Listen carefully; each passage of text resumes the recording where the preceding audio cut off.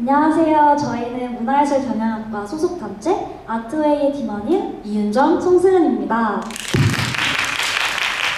저희가 오늘 말씀드릴 주제는 아트 스페이스, 즉 예술 공간인데요. 뜬금없이 강연이라니 다들 놀라셨죠? 저희도 강연 섭외를 받고 어떤 얘기를 해드려야 하나 많은 걱정을 했습니다.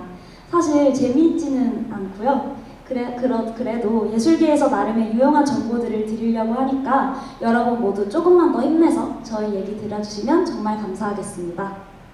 자, 이제 본격적인 시작에 앞서서 여러분께 몇 가지 질문을 드리고자 합니다. 여러분이 알고 계시는 예술 공간은 어디입니까? 예술의 전당? 세종문화회관? LG 아트센터? 아트원 시어터? 혹시 이곳은 어디인지 아시나요? 그럼 이곳은 어떤 공간인지 아시나요? 방금 보여드린 공간 모두 서울시에 위치한 예술 공간이랍니다. 하지만 아쉽게도 소규모로 진행되거나 인지도가 낮은 예술 공간은 대중들의 눈에 잘 띄지 않아서 대부분의 사람들은 예술의 전당, 세종문화회관 등 규모가 크고 유명한 작품들이 주로 전시되는 예술 공간에만 관심을 가집니다. 설상가상으로 현재는 코로나로 인해 소규모의 예술 공간은 더욱더 운영 유지에 어려움을 겪고 있는 상황입니다. 그래서 저희는 문화예술 경영이라는 전공의 특성을 살려서 이러한 실태를 완화하고 코로나 때문에 얼어붙은 문화예술계를 조금이나마 활성화시키고자 합니다. 결론적으로 저희는 잘 알려지지 않은 예술 공간에 주목하고 또 소개하는 이른바 아트웨이 프로젝트를 진행하게 되었습니다. 다음 화면에 보이는 순서대로 발표를 진행하도록 하겠습니다. 먼저 저희의 팀명인 아트웨이에 대해서 간단하게 소개를 드리겠습니다. 아트웨이는 문화예술 경영학과 소속의 6명의 학생들이 모여서 만든 단체이고 지하철을 통해서 예술이 있는 모든 공간을 안내합니다. 아트웨이라는 이름이 어떻게 지어졌냐면요. 예술로 향하는 방법과 길을 열어주고 싶다는 뜻을 담아서 예술의 아트와 지하철의 서브웨이 혹은 방법과 길이라는 뜻의 웨이를 합쳐서 아트웨이라는 이름을 짓게 되었습니다. 아트웨이 프로젝트란 앞에서 한번 말씀드렸는데요. 잘 알려지지 않음으로써 대중들에게 소외된 예술 공간과 이러한 공간 내에서 행해지는 공연, 전시, 예술교육 등 활동하고 있는 예술가를 알리고자 하는 취지의 프로젝트입니다. 또한 예술 공간이 속해 있는 해당 지역 사회의 문화예술 발전과 경제적 활성화를 도모하고 공연 및 전시 장소와 일정 등 정보의 부족함으로 예술을 향유하지 못했던 분들을 위해서 다양한 예술 관련 정보도 제공하고 있습니다. 그러한 공간과 정보를 소개하기 위해서 다양한 형태의 예술 공간들을 저희 아트웨이가 직접 답사해 보았는데요. 인스타그램이나 블로그 등의 SNS를 통해 카드뉴스나 홍보물의 형태로 공간 소개를 하고 있습니다. 그 밖에도 답사 후기, 예술가 인터뷰, 예술작품 등 그것들에 대한 소개와 영상을 업로드하는 활동을 진행하고 있습니다. 바로 보이시는 이것들이 저희가 활동한 결과물입니다. 보이시는 화면은 지금까지 아트웨이가 답사하여 업로드한 예술 공간들인데요. 이 공간들은 잘 알려져 있지 않은 예술 공간이라서 여러분들께 소개해드리고자 하나씩 간단하게 설명하도록 하겠습니다. 바로 보이시는 곳은 행화탕이라는 곳이고요. 이곳은 아현동에 위치해 있고 낙후된 대중목욕탕을 복합문화예술공간으로 재탄생시킨 공간입니다. 다시 새로 태어난 이 공간은 기존 목욕탕으로서의 정체성을 이어받았다고 해요. 몸에 때를 미는 공간에서 마음의 때를 미는 공간으로 기초를 세우고 목욕을 콘텐츠로 하는 다양한 문화예술 활동을 복합적으로 구축하고 있습니다. 이번에 서울 미래연극제도 이곳에서 열렸고 다양한 전시와 예술 교육도 종종 열린다고 합니다. 내부 모습은 목욕탕 컨셉에 알맞게 왠지 찜질방 같은 느낌이 들기도 했고요. 재밌었던 점은 제작되어 있는 굿즈도 있었는데 수건이나 때밀이 같이 목욕탕 용품으로 만들어져 있더라고요. 또 목욕탕 하면 빠질 수 없는 커피와 바나나 우유도 내부 카페에서 판매하고 있었습니다. 아직 예정된 공연과 전시는 없지만 개최가 된다면 꼭 한번 가보셨으면 하는 예술 공간입니다. 보이시는 이곳은 마포구 상소동에 위치한 제비다방인데요. 이곳은 술을 파는 바와 커피를 파는 카페를 같이 운영하는 공간입니다. 바와 카페를 운영하는 공간이면 흔히들 음료를 마시면서 수다를 떨 수 있는 공간을 떠올리시는데요. 제비다방은 다른 카페들과는 다르게 보드게임과 독서도 함께 즐길 수 있으십니다. 여기까지만 들으면 평범한 곳처럼 생각되는데요.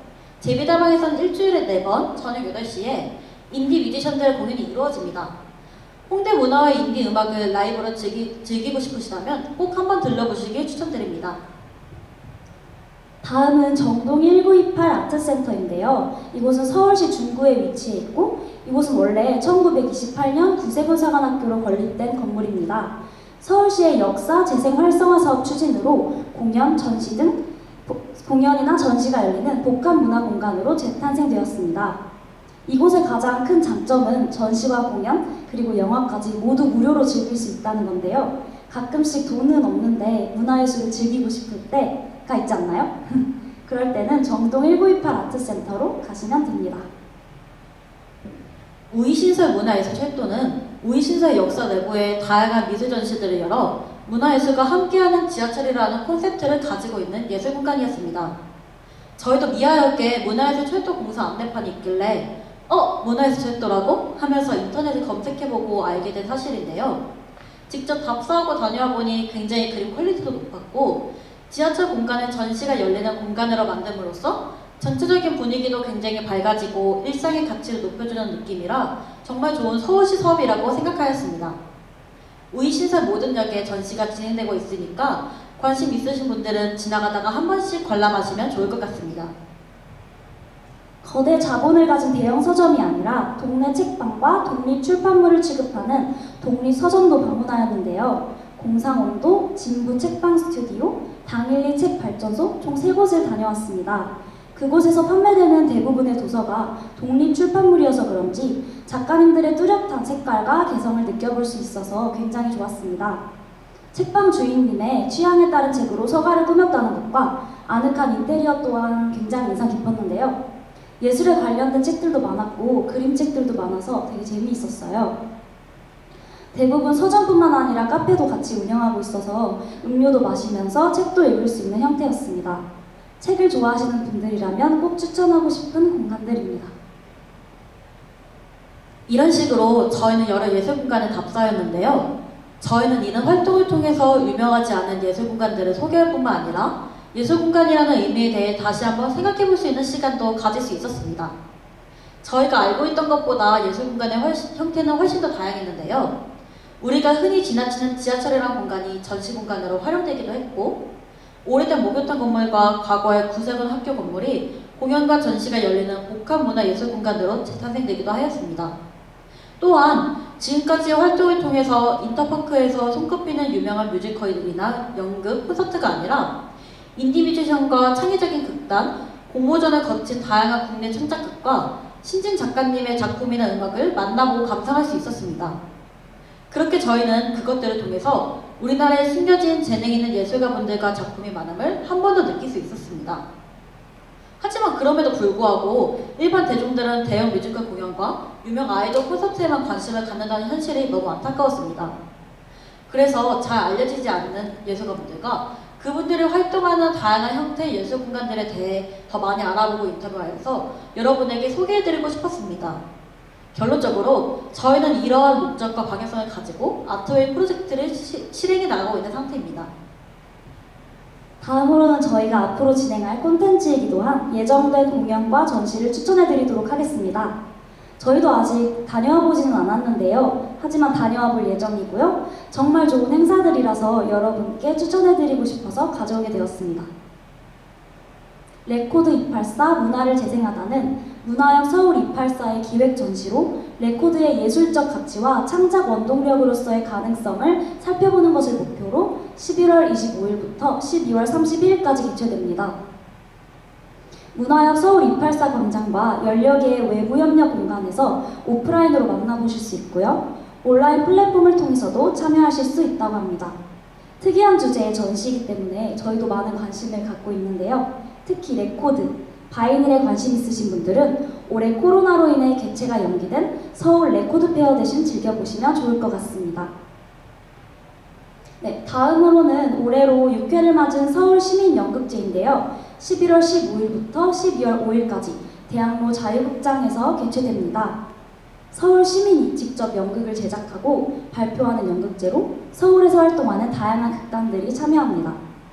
가족의 사랑, 사회 문제 등 다채로운 주제를 다룬다는 점이 흥미로워서 저희도 이번 주 목요일 날 방문해 볼 예정이고요. 예매는 전화를 통해 가능하니까 여러분도 많은 관심 부탁드립니다. 마지막으로 아트웨이의 포부와 앞으로의 활동 계획에 대해 말씀드리도록 하겠습니다. 처음 아트웨이는 단기로만 활동할 목적으로 단체가 결성되었는데요. 꾸준히 활동하며 콘텐츠를 업로드하다 보니 보다 많은 사람들과 아트웨이 활동을 공유하고 싶다는 생각이 들었습니다. 그래서 아트웨이는 활동을 올해로 끝내는 것이 아닌 동아리로 만들어 앞으로 계속 활동해 나가고자 합니다. 동아리는 지금보다 인원을 더 늘리고 동시에 역할을 분화해서 좀 더 퀄리티 높고 다양한 주제의 콘텐츠를 다룰까 합니다. 또한 현재 아트웨이는 서울 시내 예술 공간을 중심으로 답사하고 있는데요. 동아리화가 성공적으로 진행되면 답사 지역을 서울에 그치지 않고 경기도부터 차근차근 대상을 넓힐 예정입니다. 네, 이제 강연을 마무리하면서 여러분들께 드리고 싶은 말이 있는데요. 여러분은 예술 공간 하면 어떤 곳들이 떠오르시나요? 여전히 예술의 전당이나 세종문화회관 같이 유명한 곳들만 떠오르시나요? 누군가가 예술 공간에 대해 물으면 저희 아트웨이도 여러분들과 다르지 않게 대답을 하곤 했습니다. 하지만 저희는 소규모 작품이나 잘 알려지지 않은 예술 공간을 다녀오는 활동을 통해서 예술과 공간에 대한 시야를 좀 더 넓힐 수 있었습니다. 만일 여러분이 예술에 대해 조금 더 넓고 다양한 시선을 가지고 싶으시다면 잘 알려지지 않은 예술 공간을 찾고 즐겨보는 것이 도움이 될 수 있을 거라고 생각합니다. 또한 그런 활동을 통해서 여러분들은 많은 지식과 정보보다 풍부해진 삶을 향유할 수 있을 거라 확신합니다. 저희 아트웨이 프로젝트 활동에 대해 더 자세히 알고 싶으시다면 저희 공식 인스타그램이나 유튜브, 블로그에 놀러오세요. 매주 수요일, 금요일에 업로드되는 다양한 예술공간 정보와 공연 추천, 그리고 아트웨이 팀원들의 소식까지 받아보실 수 있습니다. 인스타 팔로우도 부탁드려요. 저희가 시간상 지금 질문을 받지 못하기 때문에 혹시 궁금한 점이 있으시다면 아트웨이 인스타그램 DM으로 편하게 질문 주시면 아주 빠르게 답변해 드리도록 하겠습니다. 여기까지 아트웨이의 송승은 이은정이었습니다. 감사합니다.